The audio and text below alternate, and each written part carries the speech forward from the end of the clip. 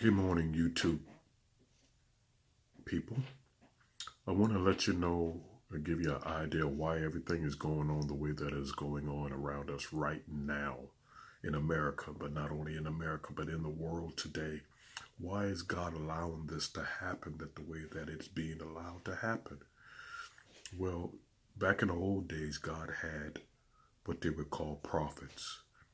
And a lot of times God would turn around and give prophets instructions and a word from them to give to God's people. And either it was in love or it was in anger from the Lord, but it came from God. Two prophets in the Bible in the Old Testament was Jeremiah and Amos. Write these scriptures down because you need to see it for yourself. Don't just listen to me, but see it for yourself. In Jeremiah, the 11th chapter, verse 14, God says, He said it, do not pray for these people anymore.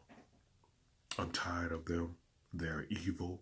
You're wasting your time if you come to me with prayers for these people.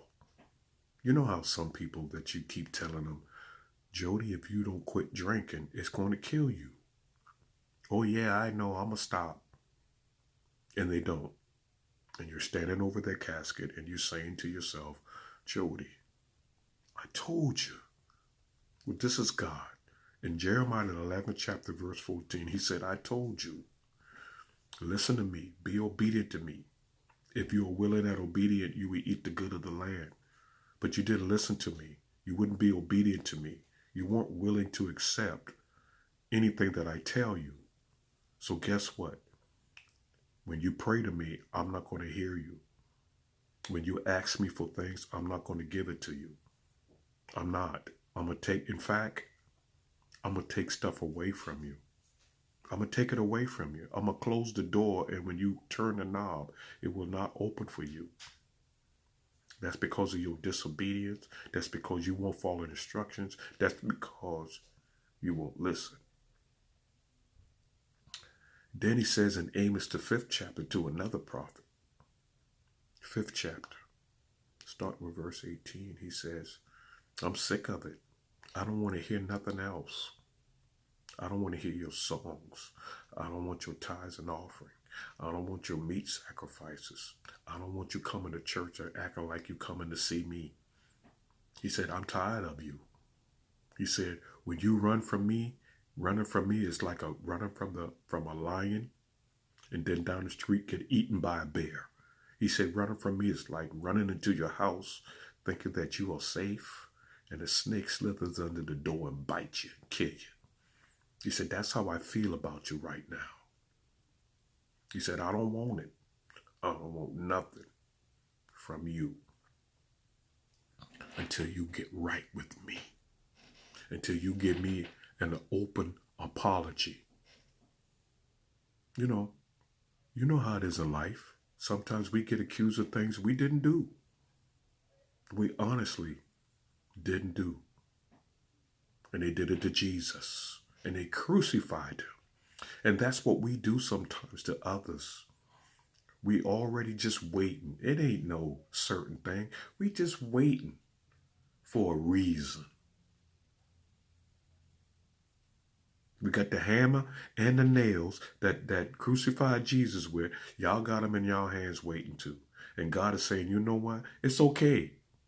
He said, don't pray for them. He said, because I'm not going to hear it. He said, they're evil.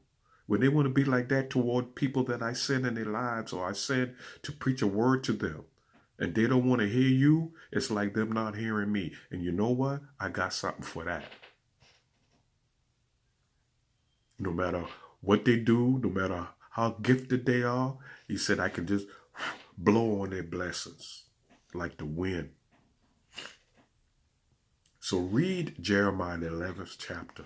Read Amos, A-M-O-S, the 5th chapter, and see what really was God is saying. Because he's telling me, I don't even want to hear your song. I don't want to hear, I'm still amazed. I'm overwhelmed by you. I don't want to hear nobody greater than you. I don't want to hear God is.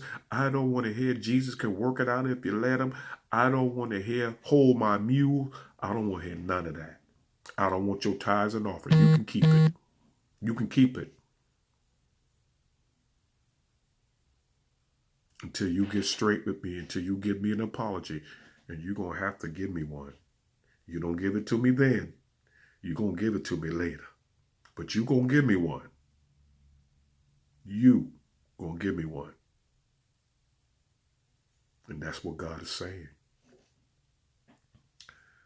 Be the prodigal son or daughter that go back home and the father is still waiting on him. That's Jesus, still waiting on him for him to come on back home.